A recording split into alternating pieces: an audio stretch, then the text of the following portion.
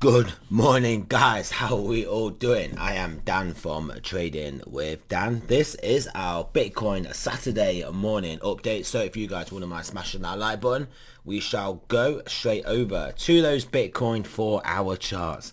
So Bitcoin on the 4-hour. Yeah, you can see we have printed a lower low, obviously on both a wick and a closing basis below these lows here. Below, well, not a close below, but wicks below our resistance area here.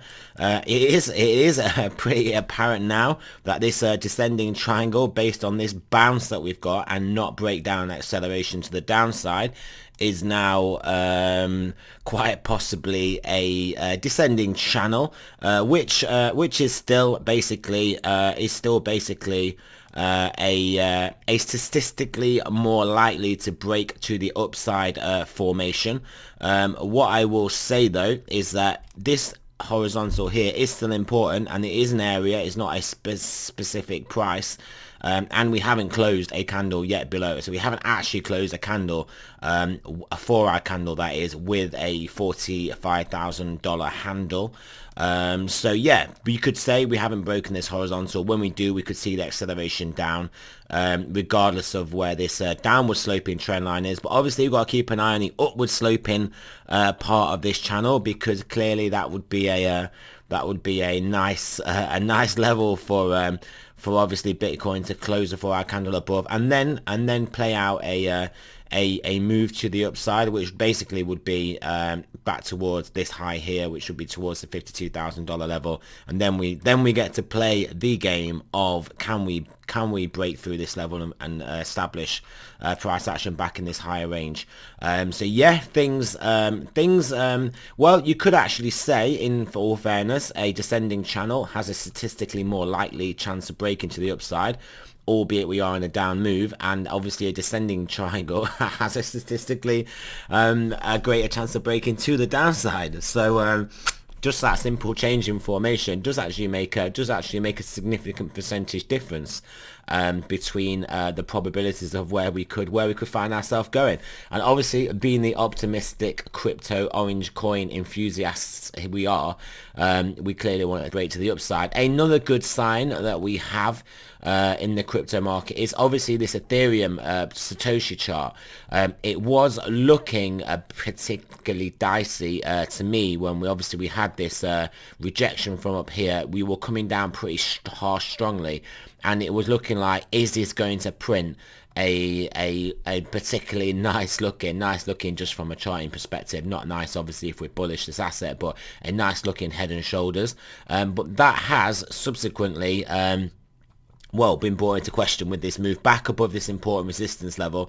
And then obviously if we take out this high, I mean, this is looking very good now. It's gone from looking potentially bad at this point down here to actually looking quite good. And I mean, if Bitcoin is going to stabilize and move up from here, then yeah, I think we could see a nice acceleration up in this. And what I think is a key driver for this, obviously, the obvious aside, that it is a more used and functional blockchain than Bitcoin, albeit maybe less decentralized is the only real argument against it. Also a bit expensive, is that this is basically boomer coin. This is boomer coin that all the boomers are bought into, and those are the guys that will be distributing into this into obviously the rise in this price, assuming it is going to rise. And obviously some of the boomers are catching on and starting to buy Ethereum, and also some of them are starting to do that and buy Ethereum, and also a lot of the boomers don't have Ethereum, they have Bitcoin. So obviously when they're selling into this because they want to distribute back into their Finance 1.0 assets, maybe taking some risk off, which is fair enough, then what we could potentially see is obviously they're selling into the Bitcoin price move up, not the Ethereum price move up, because it's Bitcoin that they hold. Yeah, just another interesting thing there, which you could see why we could see a rally. And that also could explain why in the latter parts of a bull run we see alts accelerate, because obviously the cycling out out of Bitcoin, not just into alts, but obviously just out of basically crypto, full stop. But obviously some just pump into alts, and it doesn't take much to pump alts onwards and upwards. So stocks though, on the other hand, in fact, we'll just look at the Ethereum USD pairing briefly just whilst we're here, looking to try and regain this important horizontal. I think the 4K handle is quite psychologically important. Above that, you do kind of look at it as like this is good for Ethereum, and obviously above 4,500 is where you say, right, we are in like pushing to new all-time high territory. But back into this range is clearly good. And yeah, it would be nice to see us back in there, looking like we're pushing back in there now. Stocks though did close a particularly weak, but you will note this important horizontal, which it has to hold, has currently held thus far. So yeah, we shall see what happens. We have obviously got an inflation narrative. We have obviously, I think we are not far off peak inflation fear. And the Fed is obviously saying it's going to do certain things. The one big tell in the market is the 10-year rate yield coming down. This is clearly, the signal from this is extremely clear, and it is that the Fed is at present, with what the market is pricing, the Fed is going to do is going to break something. It's going to break something. The yields are going to basically have to come down as there is then obviously more loosening because something has broken. And I mean, if the market is pricing in these 3 rate hikes next year, which the market is pricing in these 3 rate hikes currently next year, that is going to break something if they do that, and that is why this is coming down. So I guess the market is just pricing in what the market is pricing in other parts of the curve. There is obviously massive flattening going on, and yeah, all Jerome Powell wants is for Christmas is a yield curve steepening, but I mean, we'll have to see what happens. We'll have to see what happens, but ultimately, something has to be thrown under the bus here, and it has to either be the poor, I call them poor people, the poorer people, the people that are in the top like 1-2% that are obviously struggling with inflation, or the rich people with assets in the stock market. One of these has to be thrown under the bus, and there is obviously a massive political pressure for it to be the basically asset prices and stock markets that have to be thrown under the bus by way of tightening to basically kill off inflation. But I'm not sure that's going to happen. And also a lot of it, I keep reiterating the fact, a lot of it is supply chain. No, we're still increasing amounts of cargo ships off LA, and basically it doesn't matter how far you shove them over the horizon, they're still building up, and yeah, we've still got supply chain problems. Once supply chains problem ease, then you will see a lot of obviously alleviation in the inflation pressures. So yeah, I mean, that is basically the battle. I personally I think they're going to throw the average person under the bus rather than the markets, because I mean, these guys are invested in the markets quite simply, and also the markets are the Ponzi system. They are the system of power. They prop up the whole of everything. So I don't think they can realistically afford to see that go. And yeah, there you go. There's my views on that. But yes, so yeah, the 10-year obviously showing that because of obviously its weakness. I mean, 3 rate hikes over the next 2 years, next year and the year after, that is a 1.5% yield, isn't it? And we're currently below 1.5% yield. So they're indicating that within that 10-year period, there is going to then be a reduction of that yield, i.e. they're going to have to face reverse course. They are not going to go that high and then higher. They're actually going to try and maybe go there and then literally break something, and then obviously yields have to come back down, rates have to come back down. So yes, is gold pricing that in? To be honest, that's a massive move for gold, isn't it? It doesn't really move much, but is the market really gonna come around to the fact we are actually gonna have sustained inflation, and the Fed is not gonna fight it, and the Fed is not gonna break markets?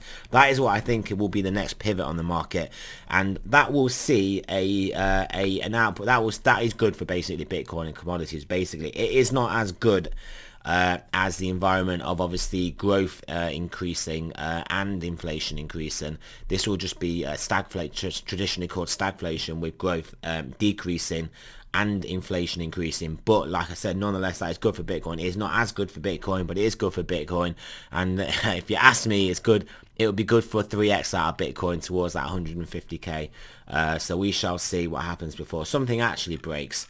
And then obviously we just have a repeat of the whole same process. But yeah, that is that. Probably went on a bit too long about that. Oil as well, kind of above this trend line, drifted out of this trend line now, so it could see this back test and start to accelerate. I personally think the positioning into EOY and obviously this options expiry has basically, I think it personally has been done. I think buying might start to come in now ahead of next year.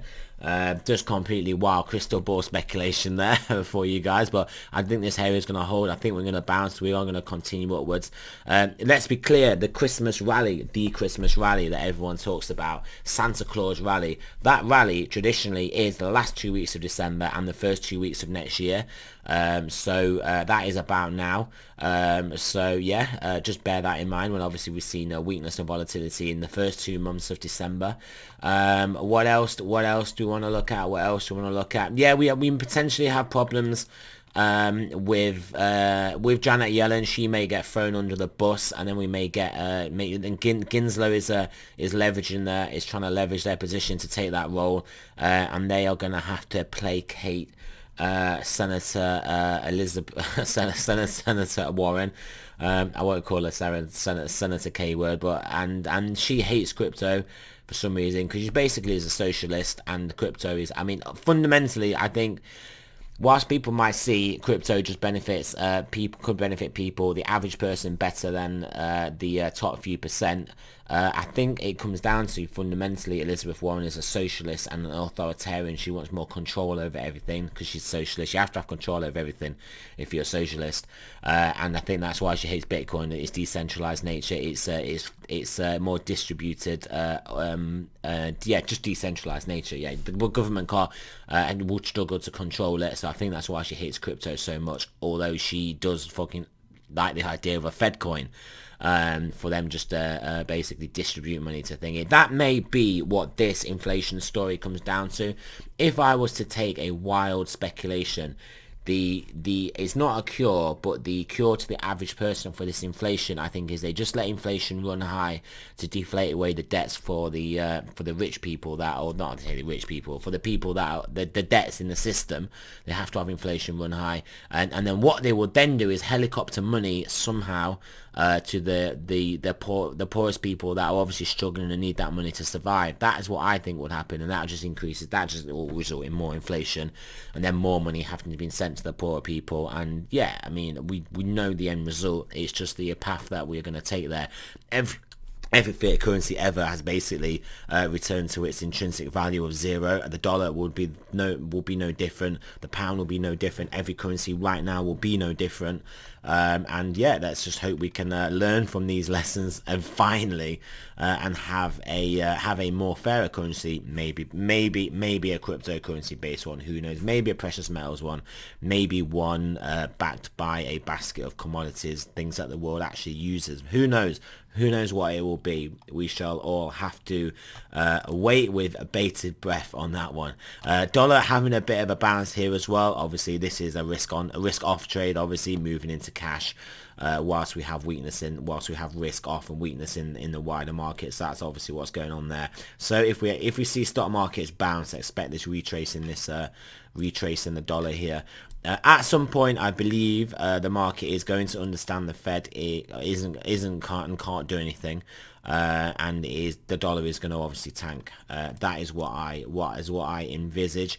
People do think we will just get a flight into the dollar, and the dollar will move up relative to other currencies. This is the DXY, yeah, maybe this is the DXY, but I do think that people have a lot more I mean, once you have an elevated value based on world reserve status, and then that comes into question, that relative strength based on that has to then be priced out of that asset. So that could obviously see relative dollar weakness, relative, can't say relative enough, relative to the rest of the market. So So just let your relatives know about that one. So yeah, not really much else to look at here. Let's look at stochastics. Can we see this move back up now? I mean, if it takes the weekend to get there, we are only talking 48,500 before we can then see a resolution of this, blast us up towards here, maybe a back test into 50,000, maybe below, and then onwards and upwards. Could that be what we're going to see? Potentially. Let's finally look at the stochastic. 4 hour is turning up from here from a low level. That is looking promising for a continuation in this move, at least in the short term over this weekend. 10 hour looking to turn up from a low level. 12 hour not yet, but obviously would do if we do continue. Daily still diving, 2 day looking weak, 3 day there or thereabouts, 5 day and weekly still diving. Maybe at some point they will turn up and then align with the bi-weekly and monthly, and then we would start to look good again. I think if that is to happen, it would happen basically with price action getting itself above basically 52, 53,000. I think things will start to look good. Confidence will return. I think people will realize we are having inflation. The Fed isn't going to kill inflation. Inflation is actually good for assets such as this, which is based as a commodity, and obviously good for commodities as well. Will be good for gold and precious metals, gold and silver, etc. Platinum, palladium, all those cool things, rhodium, all those, everything, all those will start to have a rally, and yeah, it just will be different to the inflation of everything, the reflation of everything. It will be obviously inflation specific assets that should do well in that environment. But yeah, I mean, that's what I think we'll have going into Q1.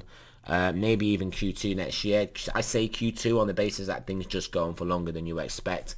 Obviously, a lot of the market is expecting the markets to top out in Q1, late Q1 next year. I'm just literally just purely basing on the fact trends in markets just do continue longer than you expect, so maybe into Q2. So yeah, that is it, guys. I hope you guys are having a great weekend. There is your pep talk for the weekend. Maybe things are looking better. If one takeaway is the fact that if we have adjusted this descending bearish formation, descending triangle to a statistically more bullish descending channel, then there we go, guys. That is our new latest bit of hopium to grasp onto. So thank you for listening, guys. Remember, this is not financial advice. I'm not a financial advisor. Always do your own research, and I shall speak to you guys soon.